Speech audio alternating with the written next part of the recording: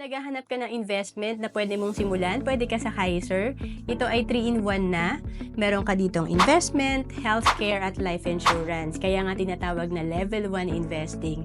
At kung OFW ka, pwedeng-pwede ka dito, pwedeng online application. Mag-sample tayo dito. Ang Kaiser ay 7 years to pay lang. Halimbawa, 74,000 ang hinuhulog mo dito per year. Sa loob ng 7 years, ang total na nahulog mo, 515,000. And after 20 years, ito ay nasa 1.4 million. Ang Kaiser ay 20 years maturity at kapag hindi mo pa kinuha ang fund mo sa Kaiser, patuloy pa rin ang healthcare benefit mo at ang iyong investment. Kaya nga kung nag-start ka at age of 30, pag edad mo ng 60, meron kang 3.8 million.